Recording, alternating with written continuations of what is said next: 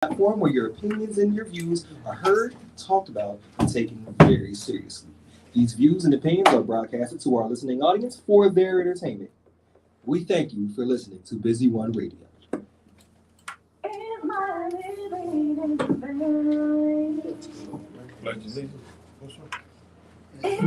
body is ready, if my passion is vain, if my trouble is vain, no, of course not. Of course not. It's not all in vain. Don't look at me like that, recording. After all, they do that. Lux, Lux, Lux, Lux, Lux, Lux, Lady Lux, Lady Lux. Definitely know where it at. Lady Lux, Lady Lux. Definitely know where it at. Hopping out the bed, right? Gotta get my tummy tight. I'm gonna get my body right today. That means you going right. Let's turn the block to the roots home. See what the boys on. Okay. Jones, Mike Jones, Mike Jones.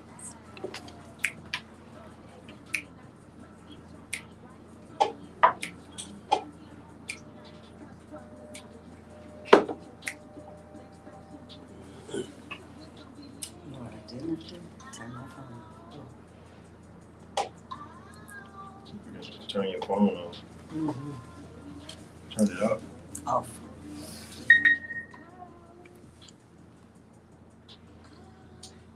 We're about to be on there.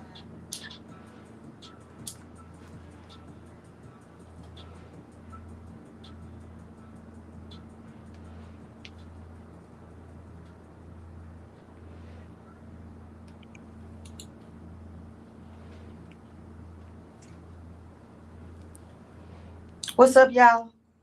Y'all tuned into the Lady Devine show. Well, who else? Lady Devine. And we have some special guests today. And we're gonna have a ball. Come on. Just trying to connect. So what's been going on this week, y'all? It's been we had some fairly good weather, right? Yes. It could be worse. This is You know true. what I'm The saying? weather been beautiful for this time of year. Woo! You don't know if to come out in your jacket or your mink. Which one? That might come out in the G-string. What's that? Oh, we want to see that. I said I would keep it. I said I would keep it good. But, Okay. hey, you know Let me see I'm your the phone. Like a bike, you can't tell. What's your Facebook? It ain't on there. It is on here. Oh, it's up there. Oh. This is trying to connect for some reason. Hold on, y'all. Look, I lost You all mean my phone. Instagram or Facebook? Facebook. No, I'm not tech savvy.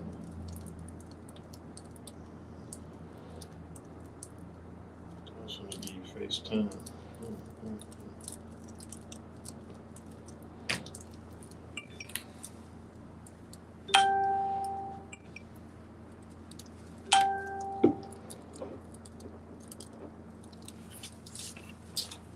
All right, y'all. So while we get ready here, we're gonna take and hear from our artist from Pretty Money Records, Kiana. Ooh wee. Let's do that. Are we trying to get this right?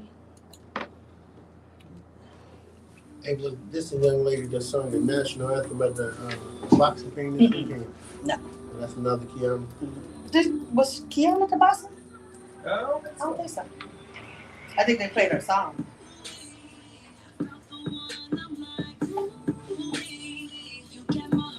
That's it. Ooh wee. This Facebook?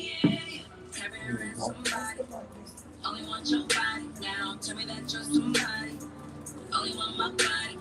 Carry her as somebody. Only want your body now. Tell me that you're somebody. Only want my body. What I say is what I do for real. The love we have, the love we make. The only thing that I'm wanting, I'm needing. It's the only thing that I'm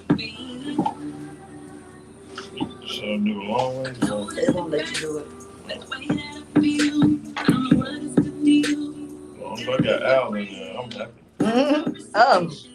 He don't care about me. He said, long as he got Al in me. Alpine. Alpine. Go somewhere quiet. It's you and me. We can talk about love and how deep we can be. Under the stars, we share our dreams. Your eyes are like mirrors. You see through me, boy. Hey, big up Tiffany, Missy. You get my heart, it's like, oh, can't take for granted for what you do for me. Yeah. Carry around somebody. Only want your body now. Tell me that you're somebody. Only want my body. Carry around somebody. Mention this, right? Only want your body now. Tell me that you're somebody. Who's that Parker? Only want my Total body. 51. Which one was that? Yeah, him and Rick Room. Rick from Parkway. Order. That's gonna be lying. Mm-hmm. Finally, some New Year's Eve that you can actually do with some little class to it. You know what I'm saying? Big boy shit. Oh, yes. Somebody. Whoa. Cincinnati way we going now. And then you got something that you can actually come to and enjoy. Then they dressing up. You know, well, come as you feel, but you know how we do. You know what I'm saying? We do it one way. You was there. Yeah. You seen the players come out. Oh, no, Cincinnati seen the players come out. I was disappointed in the women though. It's like, they don't dress up no more. But maybe they don't know where to come. Divine Lux. You know what I'm saying? I got all the dresses. What? That is. I would say my people were shy. Come get your own special occasion. That's all I can say. My people were shy as always. Yeah. I can't say that. No, they weren't really dressed up. They gonna charge me with domestic violence because I know I'm slapping.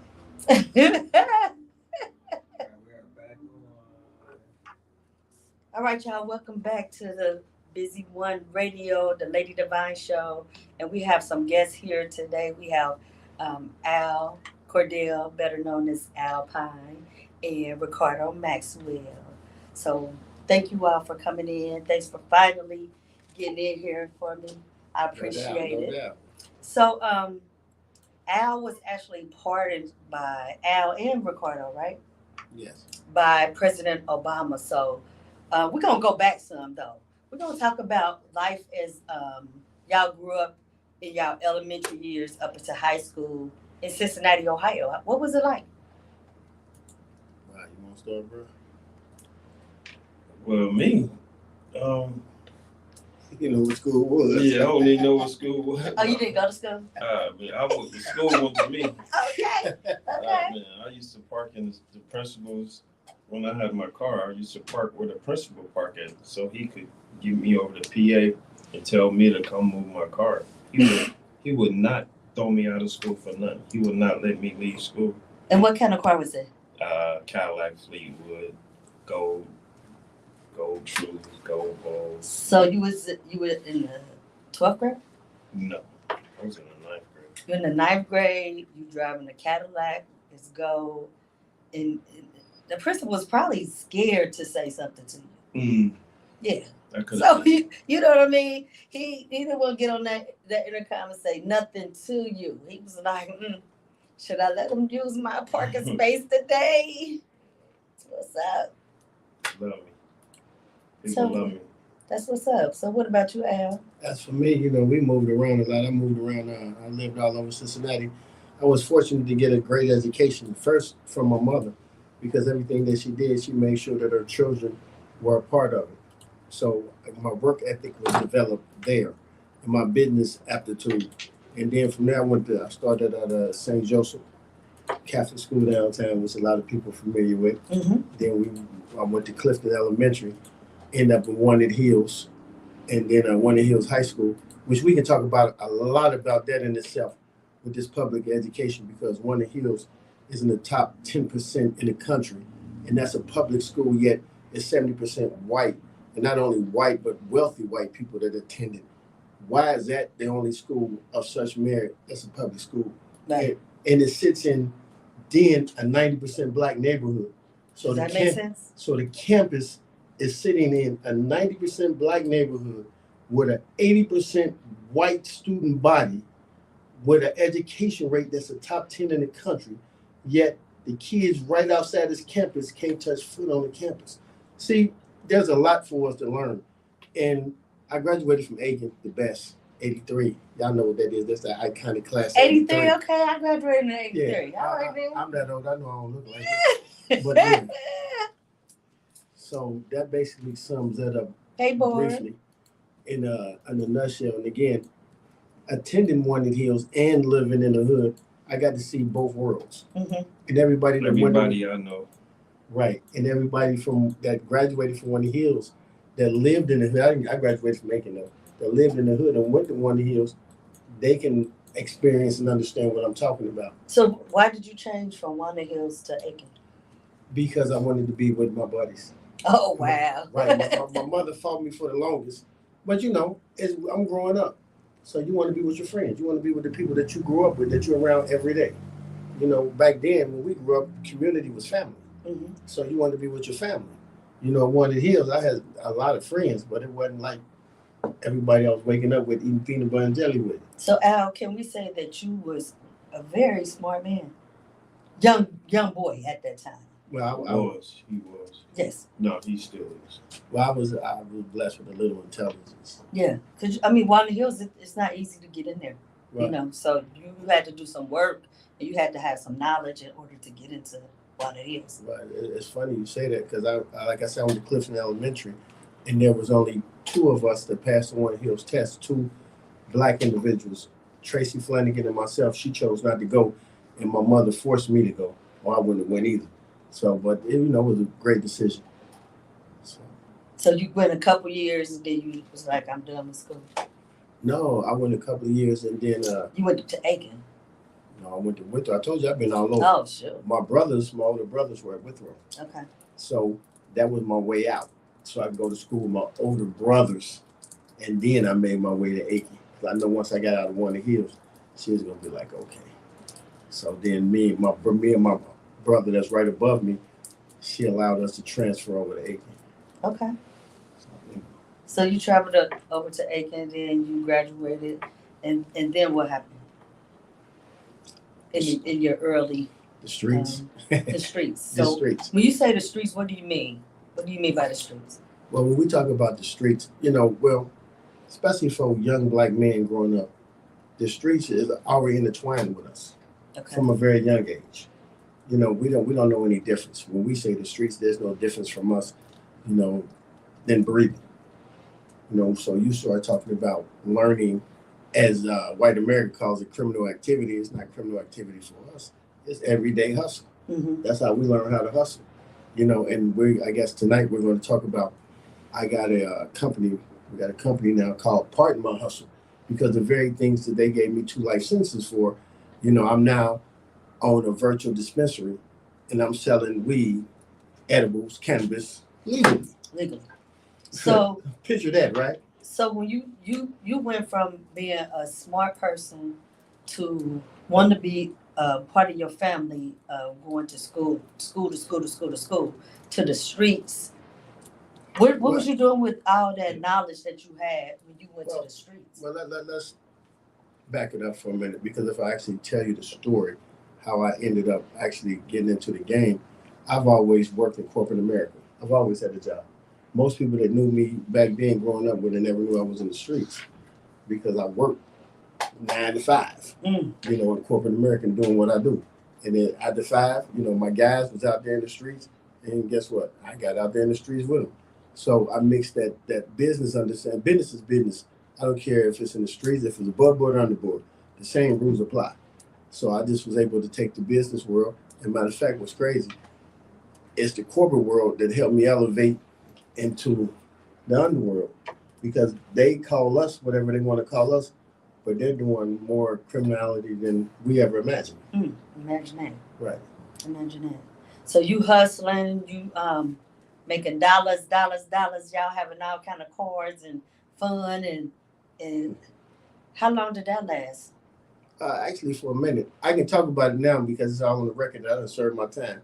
So as you see what the hat say, right? I can wear this, and I actually wear this proudly because we've seen everything come full circle. Because while we were in the streets trying to pay rent, trying to get something to eat, so we turned to selling marijuana or cocaine or whatever else you was doing. It was illegal. As soon as the states became broke and they needed to make money off of something, they legalized it. Same with cigarettes and alcohol. The same with prohibition, the whole 9 yards. And so we were their scapegoats. And we remain their scapegoats. Because what happens is when you start talking, if you look at federal prisons or even regular prisons in Ohio, they're located in rural areas. Why are they located in rural areas? Because their people are populated there. There's no jobs. So they're giving them a tax base and they're giving them a job with the new crop. What is the new crop? Inmate number 911. Wow. And that's what it is. You know, and this isn't just rap. Anything I tell you, I need you to go look up for yourself because I need you to become educated and aware of exactly how the system works. So what is the cost of a prisoner to be in prison for 1 year? When we were in, they were talking about what, $50,000? So if you can spend $50,000 on me to house me, but you won't let me go to school for free, you won't give me a scholarship, you won't give me a program where I can get a skill set. So while you were there, you weren't able to get any of that? Well, what we're talking about, they actually removed the college scholarships while I was in the feds. What happened is, before going to feds were probably about 75% white. When the so-called drug epidemic hit, it flipped 75-80% black. And once they started doing that, they started removing anything that gave you any kind of higher education. Mm-hmm. So they removed the scholarships. They removed the trades. You know, there are a few prisons that actually have it. And what happened, what a lot of people don't know, and I'll share this with you. When I went into the feds, I had 2 life sentences. Mm-hmm. So I had a choice. Either you get busy living or you get busy dying. So go ahead. 2 life sentences, what does that mean? Well, in the feds, 2 life sentences mean that you don't come home. You come home in a box. That's exactly what it means. Right. 2 life sentences for selling weed and cocaine. Yes. And mind you, and this is for my young brothers out there, please listen to me. I've never been caught doing anything. I've never been caught hand in hand. I've never been caught, not even in conversation. See, the laws are stacked against us. They have something that's called conspiracy, which is the handmaiden to the prosecution. And fed prosecution is 99%. They have a 99% conviction rate. Why? Because most of y'all tell on each other. Mm-hmm. And the second part is you really can't win. It's stacked against you. You know, and you got people like me and my brother, you know, like I told the prosecutor, the hell with you. I can say other things what I said, but, you know, I'm not cut like that. I was born from a different cloth. So I don't understand that how you turn on your brothers. Yeah. You know, we did what we did. So if you catch me up, it is what it is. I'm not standing here wearing it like a badge of honor. I'm standing here wearing it like the man that I am. Right. So we have so many young people these days. They ready to tell or they ready to kill. You know, it's not a matter of having loyalty to your brothers no more. Well, what they don't understand is that, and what I didn't understand, what my brother didn't understand, well, we are tools of the system. See, the system puts out, like I've personally met a number of guys. You guys may be familiar with Freeway Rick.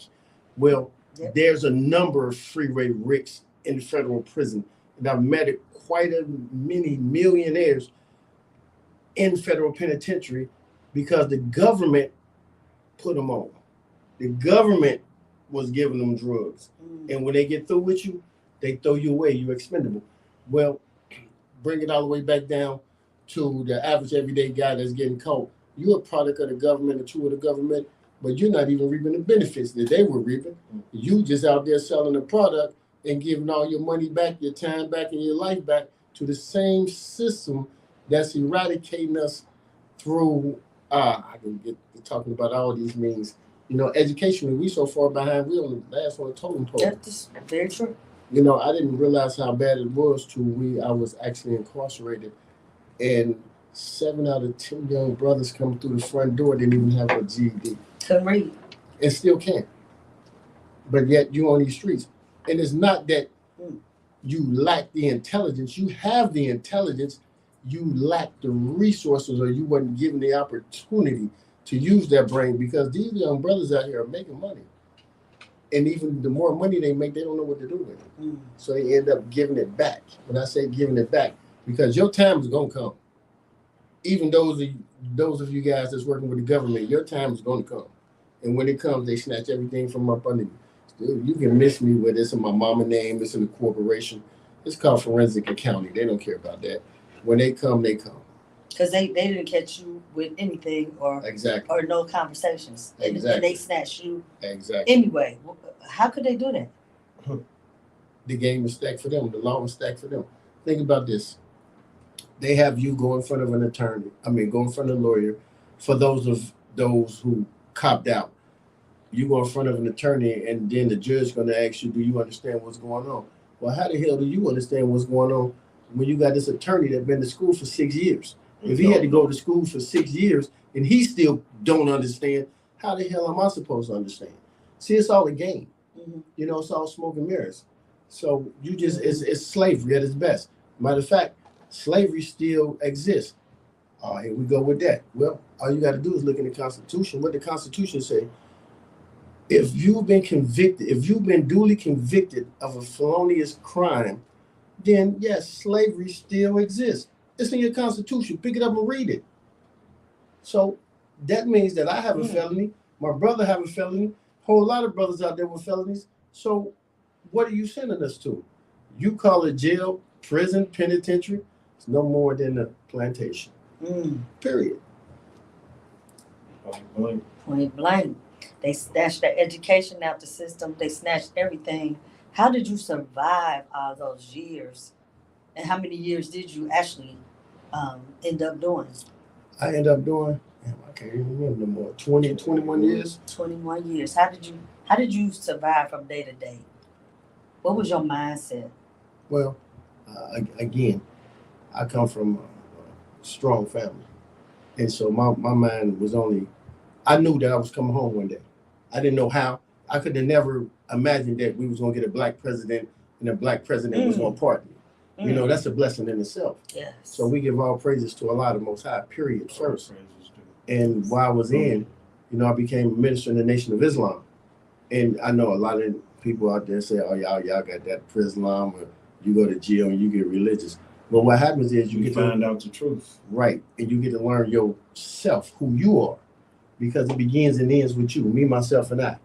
So once you learn who you are, and then everything else starts to open up clearly for you. Right, because you had a lot of time to think about that. Oh, without a question. Yeah. And you have time to train your mind. See, thinking, you can think all you want to, because it begins and ends with a thought. But what's feeding your thought? What's fueling your thought? What are you putting into your thoughts? What you put into your brain is as important as what you put into your body. You see, because as Malcolm X said, we can never be free until we're economically free. Most of us don't even know what the hell economics means, or we can't even spell it. You see, when we start talking about finances, you thinking you're going to go to the bank, or you're going to go to Kroger's and buy something. It's much bigger than that. So you continue to be fed upon on your life, on your business, on your life. They one and the same. It costs you to come in this world. It costs you to be in this world, and it costs you to leave this world. Yes. But you are not reaping any of that cost. Somebody else is eating off of you, not with you, but eating off of you. And so, 20 years in prison, I had a long time to train and get educated. So as you got educated and you became a minister, and you became powerful in that prison, how did they feel about you? Well, that's why they moved me around a lot. And I'll let my brother speak to that also. They moved me around because they said I had too much power or too much influence on whatever compound they put me on. What do they mean by that? Well, when you go to jail, everything is segregated. It's segregated first by location. Where are you from? Geography.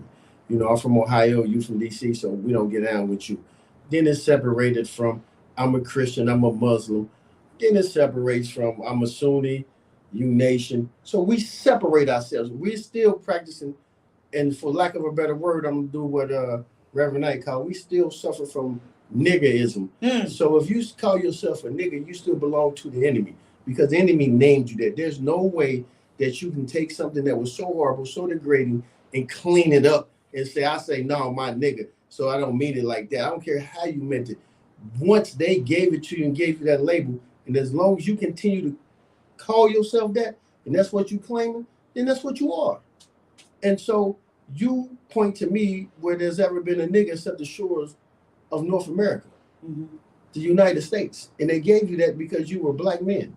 And they didn't want you to know that you were black men. So when I hit the compound, we get rid of labels. Is that right? I don't care if you're Christian, I don't care if you're Muslim, I don't care what you. When we went in front of the judge, they all sentenced us the same way. You got the same sentence I did. They didn't ask you what you believed in. They didn't say, oh, you're a Christian, you like me. Hell no, they seen a black man, you got the same sentence. So when I hit the compound, I'm asking brothers, man, what are we doing here? What are, you can practice whatever you want to practice, but one thing we're gonna practice is unity. And so that's what we did. And what, bro? About a year, I spent a year on the compound, and I literally had them. Oh, you got to go. Yes. So if you'd like to call in, please call in at 513-301-7119. That's 513-301-7119. As you became powerful and you was moving around to compounds, I know it was difficult. The situation with your back. First of all, let me explain something to you. You're not powerful. You influential. Even though influence can have a little power, but you have no power. Because all you got to do, I spent 9 months in the hole. You understand? And at any time. And why did you go to the hole? Because the chaplain, I was, like I said, I was a minister in the Nation of Islam, so doing what y'all call a sermon or a kuba or a lecture. I was teaching on Malcolm X, and the question came up, is the Nation of Islam a movement or is it a religion? And I was explaining the difference. Well, the truth of the matter why I went to the hole is because the chaplain was asking Christians, why are y'all going to Muslim services? And then they was asking, like, we all came together as one. And that's what we taught. So it might be 10, 15, 20 Christians in there in various sets. And when they seen that, they had the worst thing that the establishment, call it what it is, the one thing the white American cannot stand is a united brother and sister. Come together. And so once they seen that unification, shaking it was a time to come. They literally came and got me off the podium and took me to the hole like it was going to break me. And the hole is, explain what the hole is for those that don't know. And the hole is a segregation. You're in a cell by yourself. Sometimes you have a cell, they put someone else in the cell with you. When you go into segregation like myself, they don't put anybody in there with you because they don't want you talking to anybody. However, you can still, man, brothers are the most innovative people I ever met. And so we found ways to communicate. And through the hole. And the only way that I came about the hole is because I knew law. And I'm in there every 30 days, they give you what they call a review. So every 30 days, I'm looking at the paperwork on the lieutenant's desk, and I'm reading it, the codes and the laws. He didn't know that I knew the codes and the laws. I know them better than y'all. So when I seen it, I said, oh, so you saying that y'all got me in the hole under PC, which is protective custody? Or I tried to escape. Well, if I would have tried to escape, you'd have had another charge on me. And we both know I'm not in here for protective custody. And I said, you know what? If I send a note out there and tell my brothers that you holding me here because you saying that some white boys are upset about what I was saying, your compound will be locked down in the next hour. He was like, listen, we understand we'll have you out here by Friday. I was gone by that Friday. So after 9 months. After 9 months, because they refused. They wouldn't. They were skirting around what they was telling me, and this is why I tell you don't have no power, because even under their system, you can't fight them using their own rules, because that's a kangaroo court. I was never even convicted of anything for being in a hole. The charges that they labeled against me were dropped. He come and tell me it's your lucky day. Wow. What they were not used to, because you can call witnesses. What they were not used to was people actually coming to the hole and testify. Well, hell, we had 100 people on call. He was like, "Man, I'm only gonna let you use half of them people." And when they got through about the first 10, they said they got the same story. Listen, it's your lucky day. No, it's not my lucky day. It's your lucky day. But you thought, because they gave me a deal. They came in there and was like, "Man, listen, we'll put you back on the yard tomorrow." And listen, if you put me on the yard, will I still be in prison?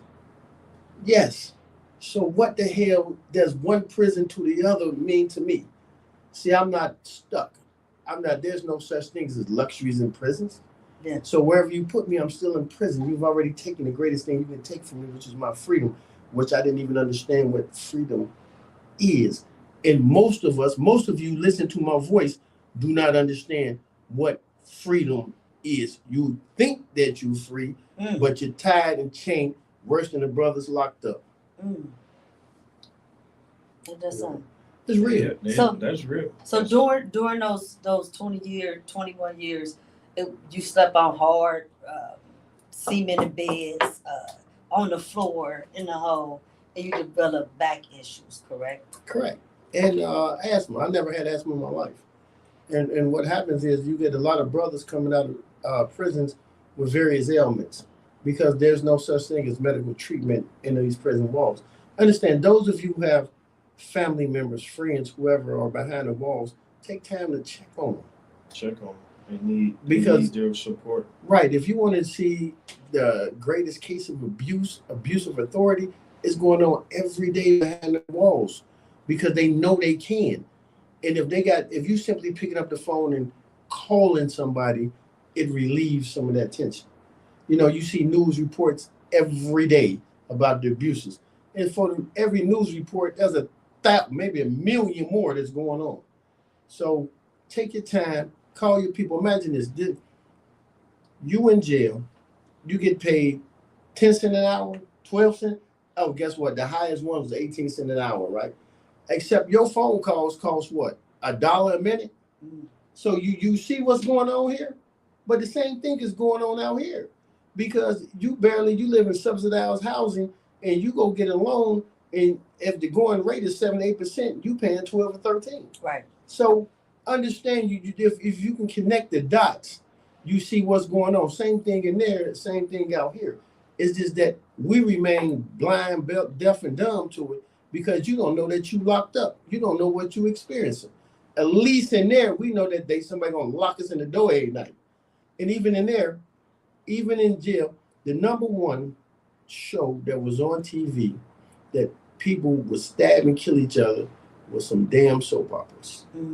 So we live in the land of the dead. So it resonated to me as I watched and I looked around like, wow, this is really the land of the dead. And again, when I come home, it's the same thing, because I'm running into people, and then I'm gonna call it what it is. The majority of the people that I met are still doing the same things in the same position that I left 20 years ago. What the hell is wrong with y'all? Yeah. So, at least the brothers in there know they're in the valley of death. And we were fortunate. And I show you how God works. All praise to the Most High. And I take no credit. Me and my brothers, we created an education. There are many brothers here from Cincinnati, Ohio. They call me 99X. And I'm sure that if you got anybody that was in federal prison that you know, and you ask them about me, they're going to tell you one thing: that brother fought. And so Googling. So we got the college program, back. Yes. We got an educational program back. Wow. We had DC come and actually give us a budget. That was unheard of. District of Columbia. I'm going to call it what it is. Them hunkies hated me because we fought and we made them adhere. See, once you tell them what you want. You got to be willing to die for what you want. You can't scare me with going to the hole. You can't scare me with, well, you're not going to get this, you're not going to get that. No, man, listen, we're not finna do that. This is what we need. So we had a program called Man Up, Men Achieving Newly Untapped Potential. That was it, right? So, and actually there were a lot of inmates, not inmates, but prisoners that facilitated this growth that off our backs, people were elevated in their positions. There's one, Dr. Botain, who is head of prison psychologist right now, straight from our program. Wow. And we wrote the program. And how the program came about is that we took the head of the Sunni community, the head of the nation, which was me, the head of the Christian community, and my brothers, other Muslim brothers, Noble Drew Ali followers. Excuse me, brothers. And we all came together. We put together curriculum, and they saying, damn, they're working in unity together because we ran most of the prisons. Somebody, you belong to one of these sects. I don't care if you're gang banging or whatever you're doing, you belong to one of these sects. More Science Temple. Thank you, brother. And so this is what we did. Wow. And when inside of the prison are some of the most intellectual, for one, no sellouts. That's why they're in prison. Mm-hmm. The ones with real senses. If you got sent to 20, 25 or better, we already know your pedigree. So, but we had bankers, lawyers, architects, stockbrokers, everybody. Doctors. Sitting around doing what? Twiddling their thumbs. Man, would you come teach class? Oh. And everybody participated. I know people right now in every walk of life. Everywhere. And that education in there was more real than the education you get out of these universities. Because they telling you the whole thing, the whole truth and nothing but the truth. When you learn stock, they telling you how to do it above board, under board, round the board. You know, you're talking to people like that. And so they giving it to you. And I was fortunate enough to stay because I had my family stay down with me. My family and my brothers, listen. And that means everything. You know, whatever I reached out for, I had a great friend. Not only a friend, if I say who she is, then y'all would know.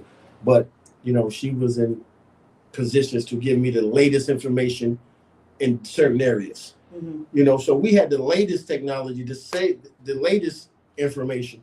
And we were regurgitating and teaching it. So guess what? That means I had to learn it. Right. Before I can get to you, I got to acquire it. And just to see, and if you was, and like I said, it's geographically broke down.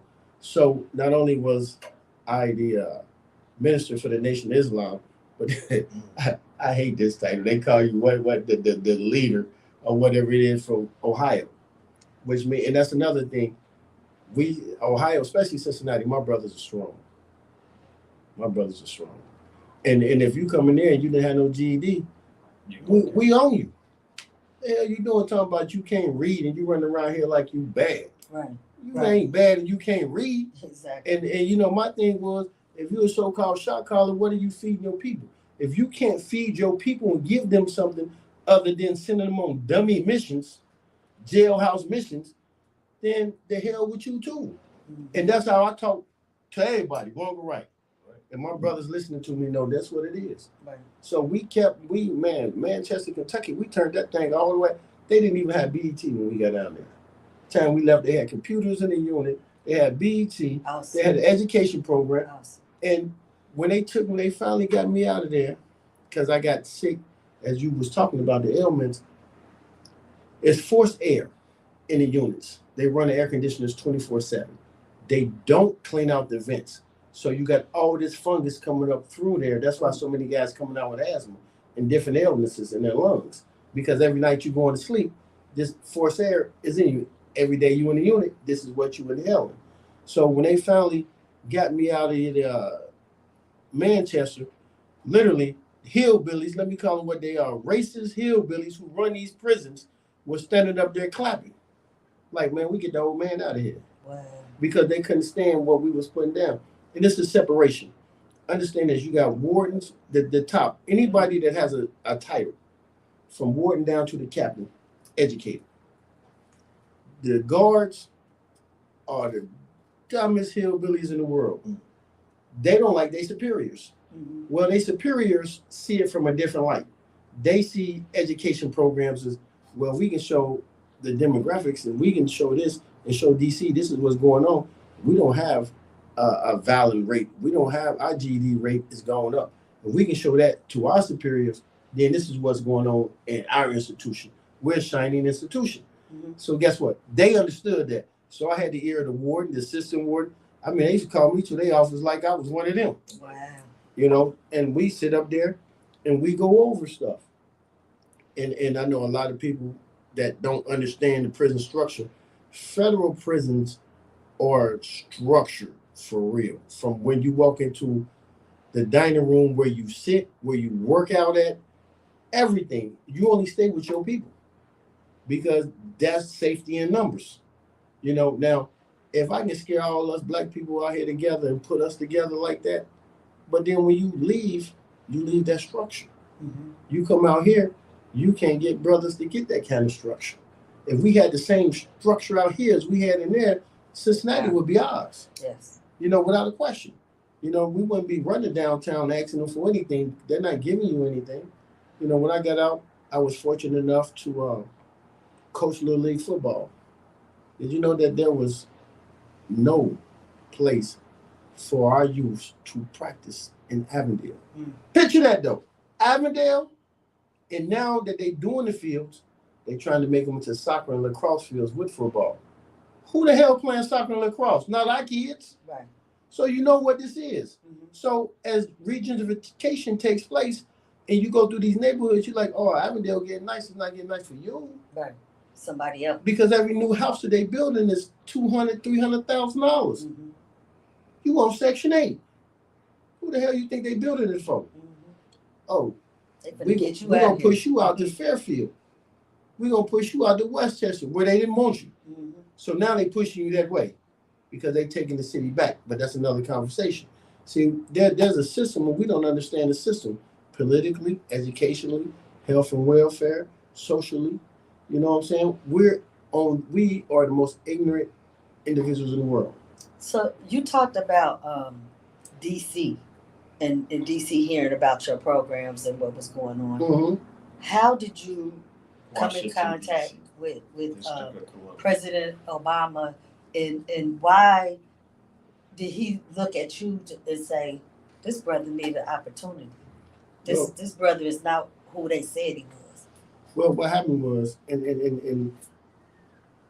Barack Obama, what a lot of people don't know, Barack Obama, through egg holder, released more people out of prison than all the presidents combined.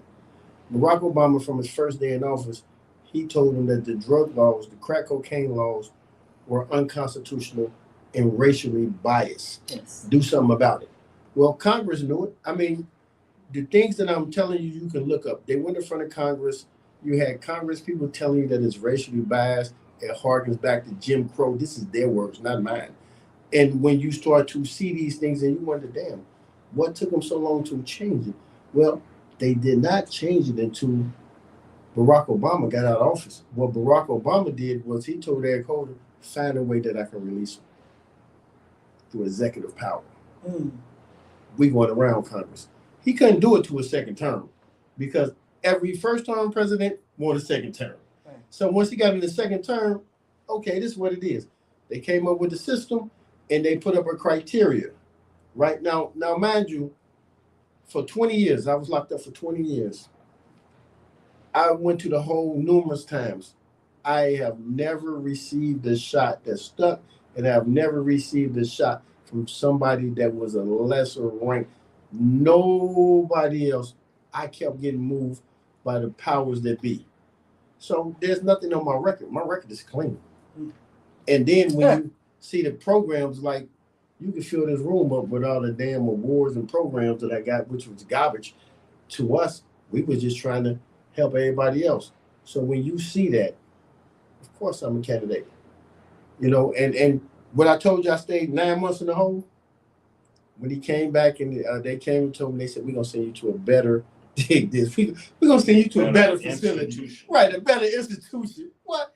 Oh, we're going to put you by the ocean. What the hell? I'm going to be on the beach? Yeah. So, you know, they sent me down to South Carolina.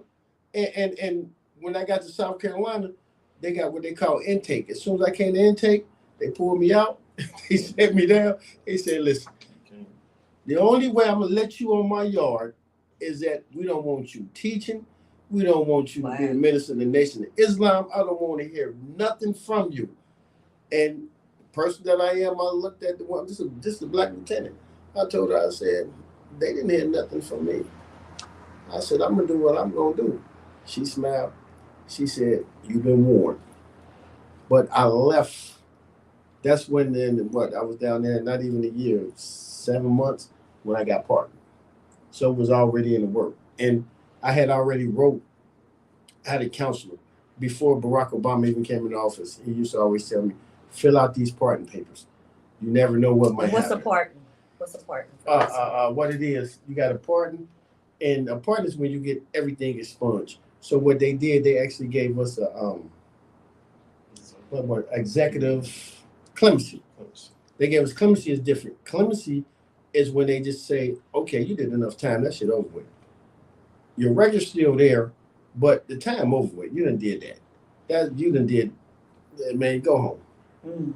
And that's what happened. You know, I was in South Carolina and they came to actually, you know, it's a story behind that too. But of course I couldn't stop teaching. Of course I won. I got down there. And hey, I love my brothers on the East Coast down in South Carolina, but y'all some backward brothers. Yeah. Hey, we got down there. Listen, I've never seen so many submissive brothers in my life. I couldn't take it. Wow. And guess what? They sending brothers from back our way down there. So when the brothers in the compound, they like, y'all know who that is right there? So I had to teach. So, you know, here we go again. But Allah has a way, you know, you plan, Allah plan is Allah is the best of planners. Mm-hmm. And so, you know, that was on my last leg of being in prison. I didn't know it. So you did 2 life sentences. So you was told you were gonna have 2 life sentences for Correct. selling drugs. Correct. But now you have a program where you can sell drugs legally. Not a program, a business opportunity. Let's get this right. Okay. It is a business. Right. We have a business opportunity, and anybody that's listening to me, you can be part of this opportunity. We have a virtual cannabis dispensary where you can sell anything you want to online dealing with cannabis. We will supply. We have all the merchandise for you. We call it the Amazon of the cannabis industry. So do you is it based on a criteria? A person to have a record or anything? None of that. I don't care what you done. Matter of fact, you will be seeing that we will start putting ads on Facebook. We will start holding meetings because what I want you to do, I want you to be educated before you sign up, before you buy in, before you do anything, because I want this thing to be 100% transparent. I want you to understand business because a lot of times people hear things, it's hot, you want to jump in, it fails. Guess what? 8 out of 10 businesses fail. But if you come in and you strategically plan it and you have a team that's been there and know it, then we can build together. We have to learn to eat with each other and stop eating off each other. Right. You know, when we start building together, we can make this thing sustainable. Yes. We can come up out of this stinking thinking, as Reverend Ike would say. Yes. We can come up out of this poverty level. You know, I know some of y'all got good jobs. Some of you, you know, you think that you done arrived because you make $100,000 a year. Man, you ain't making shit. That's what they give away for peanuts. Mm. You have unlimited potential. That brain of yours is unlimited. They ask you when you in prison, I don't care how many millions of dollars you have. We all got the same uniform on. The only thing that stands out is your character, your person, your intellect. That's the only thing that separates you from anybody else. So if I don't know you and you just blend in, that tells me a whole lot about you. You see, and the same thing out here. So listen, we have unlimited potential. It's out there in whatever avenue. If you are not working toward something that you claim that you want each and every day, then you don't want it. Understand that. Generational wealth. Exactly. And that's what we're on, generational wealth. You know, we had the point in our lives, and it took me to get damn near 60 to understand it's not about me. I did what I needed to do. What about those babies? Right. And unfortunately, this generation, man, listen, we're not going to get on this one, but it is your responsibility to raise and train your household. Start with them. You ain't got to go save the world. Save your child. Educate your child. But first, you got to educate you. Be example to that child. Right. And then you're doing your part. Right. Period. So how can they get in touch with you and be a part of this virtual canvas? You will see, we will start putting ads out there. They can contact you. Okay. You can contact Lando. You know, everybody know Lando. You can contact Lando. This thing is going to be huge. And the one area that we're going into is every state is coming online where marijuana is legal. See, and if you already got a footprint, though it's a virtual footprint, you're already there. So as they come online, then I'm already in the space. And I equate it to this, and I've already done the time so I can put it on the table. When crack hit Cincinnati, if we weren't the first ones, we was the second ones to put it out there. And so we had to market because we didn't know what the hell crack was. Literally, somebody brought me a piece of crack from down in Miami. I'm looking at it like, the hell is this? And so next thing I know, 30 days later, it's an epidemic. And I was responsible for that. I was responsible. We was responsible, bro. So what he's saying is, don't sleep, you get beat. So, you know, and all I said was, for all them years that I was locked up, we got to give back. Can't never make it right, but you can just give back. And it's our job to give back. And guess what? I was a victim just as much, what Nino said, I was a victim just as much as the next man. Okay. Just like the junkie that was smoking, we were all victims of this. I was taken away from my babies for 20 years. See, so we were all victims. But you don't stay victimized because you was a victim. Right. No, we bigger than that. Now, when you came out, did you get help from the system? Did you Really? get disability? Do you want to hear Social that? Security? Nothing. Hold on. Did you hear this? Yeah. Let me tell you something. When luckily I have money in my account, they give you a check. So I had like $150 in my account. For 20 years, I got the check that they gave me from them. 0.01 cent. Yes, gave me a bus ticket. 0.01 cent. And I should have brought that check for y'all. I mean, when you say that people, the way that you're treated in prison, that when the guys or women come back, they should be given some type of disability, social security, something, because they are hurt. Now They are sick. well, You just said the air system is well, totally messed up. I understand this. There are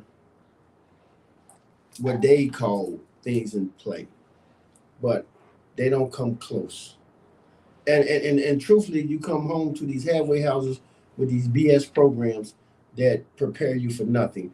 You leave the facility with BS programs that teach you nothing. And that's what the Man Up was about. Man Up, we were raising it to the point that if you left federal institution and you had one of our certificates that you went through our program, that means you left with something. You left with a skill set. Right. You left better than you came in, literally. And that was our job. So we didn't have a problem with that. And guess what? You working with people on the outside. See, we were building the gap, the bridge between inside to out, not outside to in. So we want you to know that Brother Ricardo come out. He's been in the HVAC program. He knows the HVAC program. He knows it on the commercial level because he's been slaving for y'all for 10, 15 years. So he knows what it is. Guess what they did with that program when they moved me? They shut that shit down. No. Of course they did. The system is not geared to help you. Listen, everybody, we need to help ourselves. That's right. We need to help us. Stop reaching to your enemy. I said your enemy, yes. Stop reaching to your open enemy for a handout. How the hell you gonna ask the thief who took your money for some money? Picture that. And this is real talk. That's So real talk. I just, I mean, again, I was just fortunate when I came home. I have a strong family, strong ties, and when I say family, I'm talking about they're not just blood, but I got brothers that stayed thorough with me all the way through. Every state you name, Right. he can go there and they Right. will love him. Every Right. state. Right, and so this how we went down, and I would be amiss if I don't talk about and mention Drew's name. Make sure my mama can't see me wherever I was at. Mm-hmm. That's Mr. Andrew Williams. These partners stayed with me for 20 years. I am a misnomer to the story because for every me, it's 200 people that don't even get a visit, a phone call, a card. So they relying on the system and have to eat prison food daily. I didn't have to go in the cafeteria one time, but I learned how to hustle in prison too. Don't get this twisted. My hustle didn't stop. My hustle remained the same. You know, brother's gonna tell you, he ain't telling y'all the whole story. Innovative. But you know, we tell the story that they had cigarettes on, and then they became when they passed the federal law, no smoking in public institutions. They took all the cigarettes out. Well, brothers was jonesing. Well, hell, when we knew it was coming down, we bought all the cigarettes we could and hid them all over the prison. Oh wow! Right, shit. I made about what, 10 grand? I made about 10 grand. Oh wow! You know what I'm saying? We literally, and I tell this, and this is a very true story. I worked in facilities, and I ran an office in facilities. I made sure all the brothers, I did all the pay for all the inmates. I did all the pay. So them folks hated me because whatever they could get, I was giving. So we built false drawers and cabinets and shit, and had cartons of cigarettes.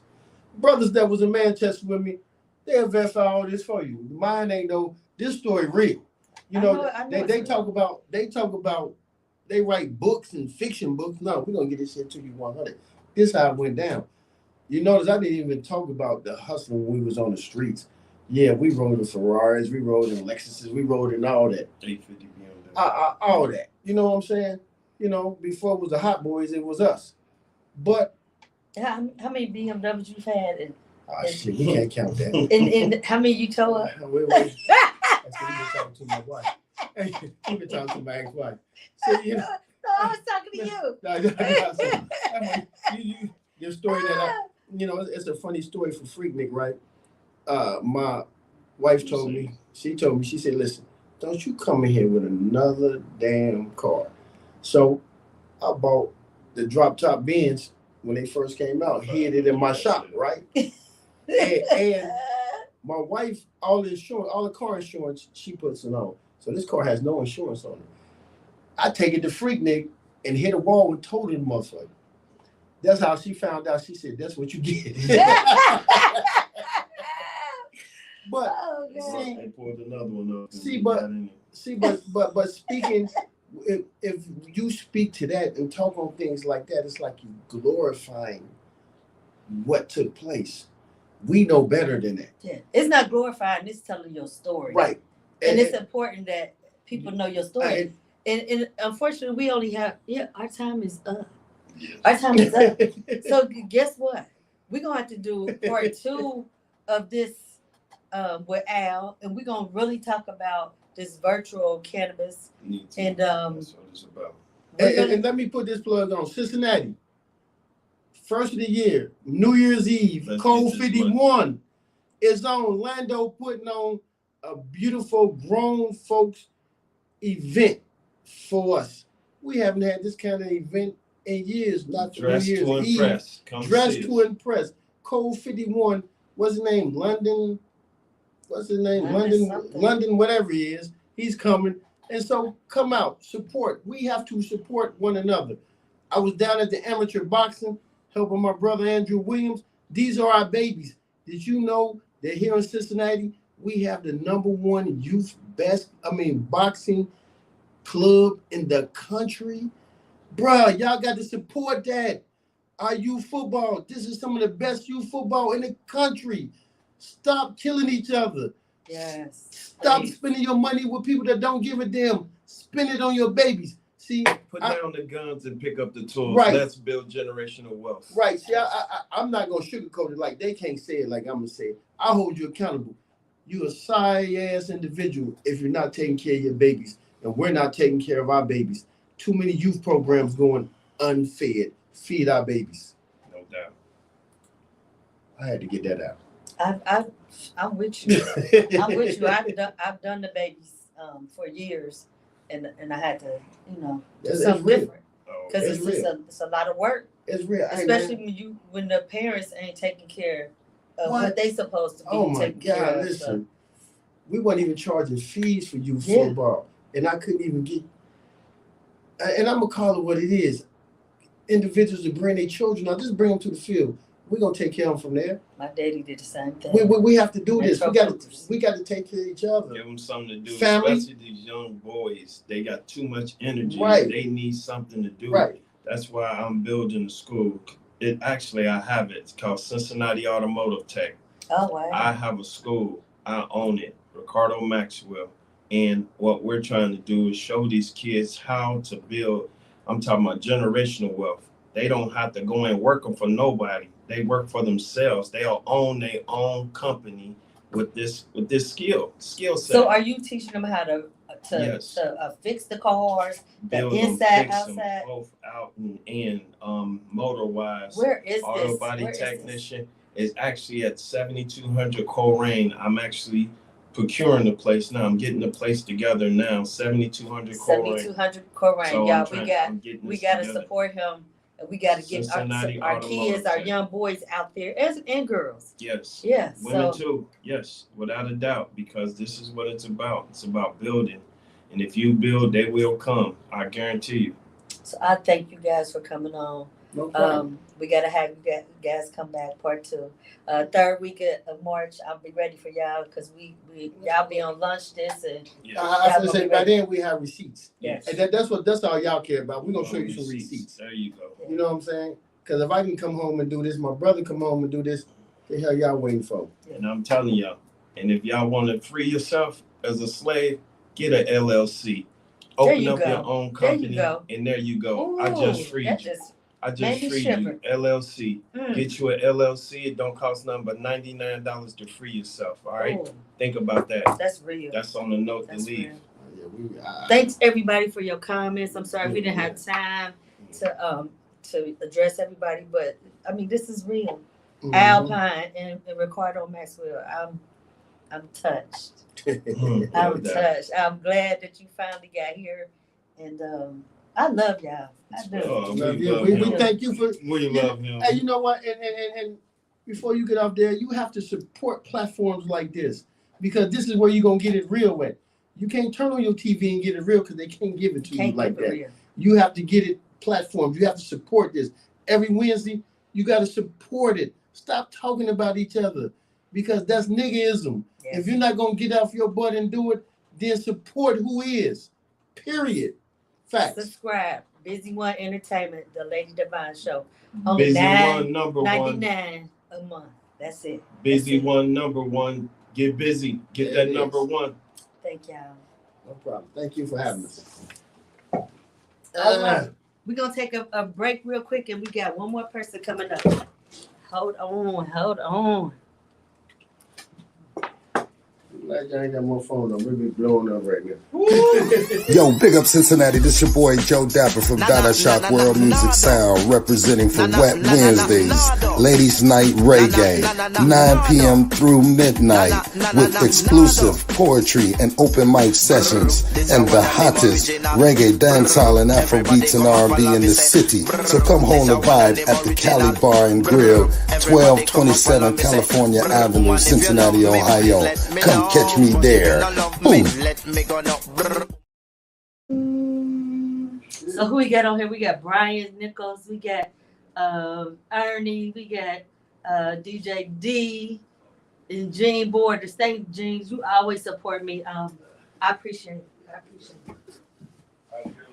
Come up to the camera. All right.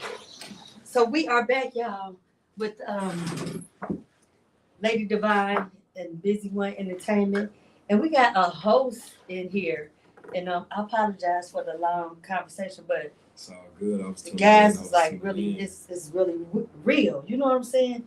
Let's switch seats. Gotcha. Okay. All right, So, there we go now. I met this gentleman yesterday, and he supports John C., which is one of Pretty Money artists as well.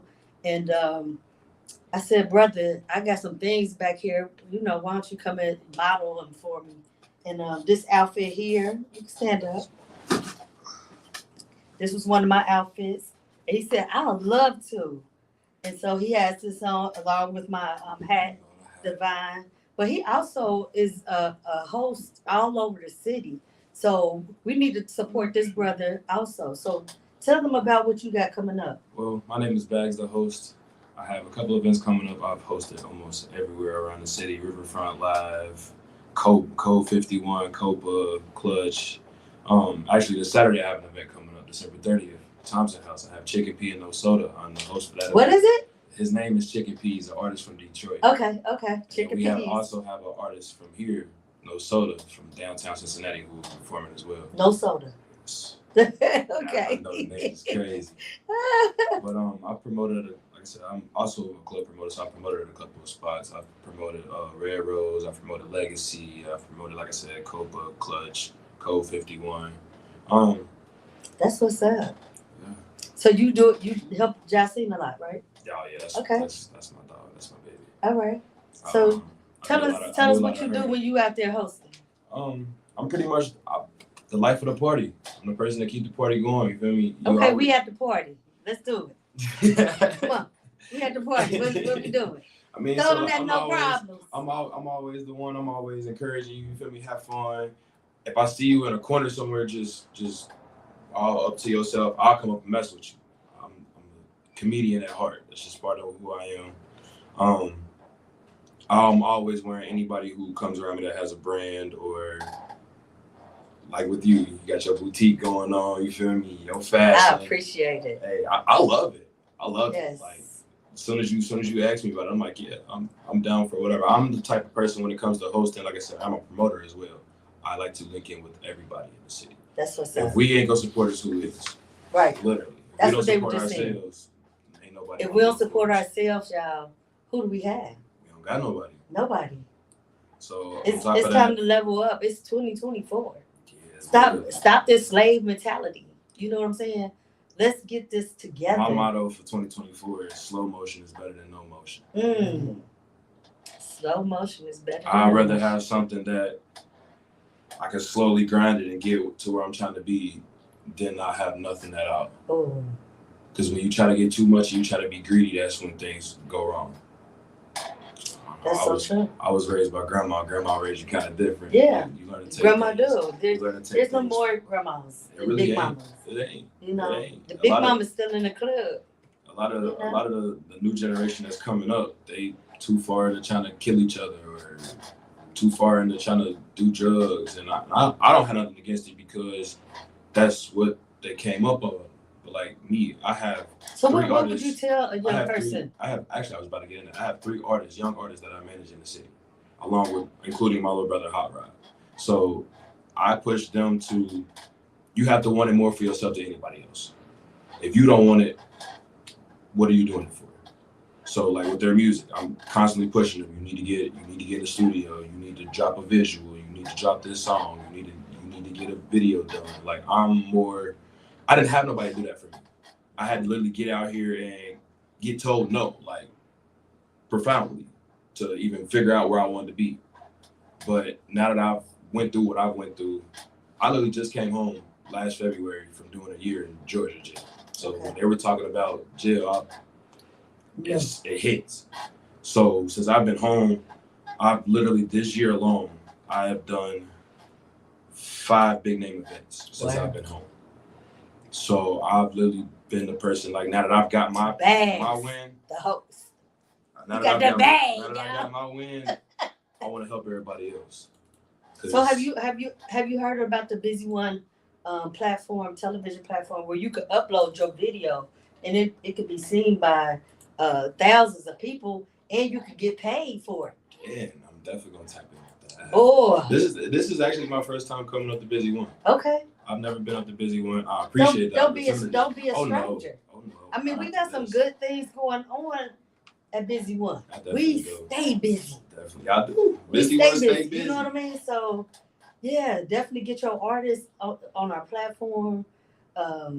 It's been seen by thousands of people. It's been seen by the whole country of Africa, the north, the south, the east, the west. I mean, they got it covered. Yes, they got it covered. I did not know that. Oh yeah, you got to get on there and check it out.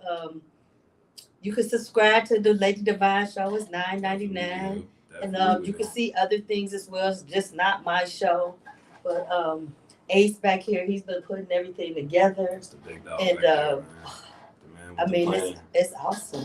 So how can they reach you? I'm on all social medias at Bags the Host, Instagram Bags_DA_host.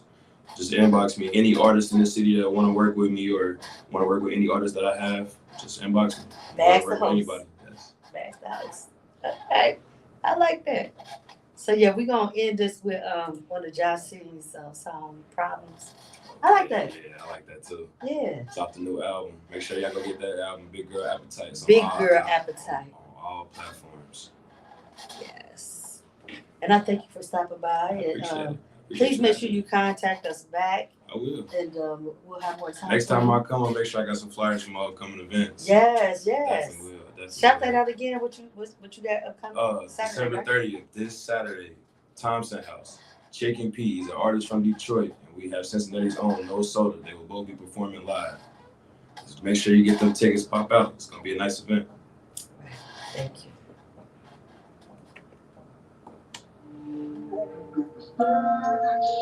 Come on, dude, this your party. Let's go. This your party. Let's go. I want to see what you gonna do. Look, I'm shy. With her songs, what's so crazy about it is, being honest, with her songs, I let them go. Her songs are literally that good to me. So They don't need anything. they just start. They hit. I told her that when I met her. I was like, literally, your songs, when they come on in the club, I don't touch them.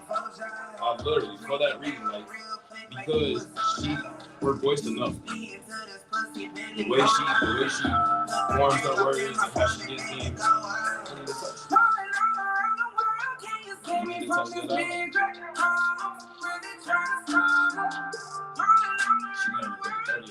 Yep. I'll be there. So Jocelyn event on the 30th. Where is it at? December 30th is also this Saturday. It'll be at Royal Rose. Royal Rose. Okay. Right across from Mo's Uptown Lounge. I'll be there. Y'all got some talent. Y'all keep it going. And stay encouraging these young people to do better things in their life besides popping mollies and pills and killing people. I went through that time in life too, where I went through that stage of being that kid that was adventurous and being around the wrong type of friends. Ended up getting Molly took in my drink.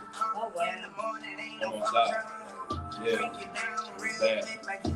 Yeah, I'm grateful that I'm here now. So you was in Georgia when that happened? I was in Georgia. I was in Georgia for 3 months before I did it. I was out there with family, just chilling. I ended up going to a party. While at that party, I sick into my drink. Flipped out. Heart racing. My heartbeat was outrageous. You guys watch your drinks when y'all out there drinking. Get them covered. Buy drink covered. Don't be out. My advice to everybody, don't even drink.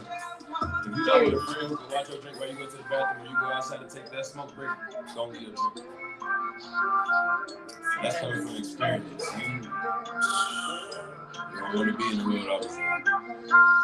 I don't know. So thank y'all for tuning in to Busy One, y'all, to the Lady Devine show. This been real. I'm gonna see y'all next week. Love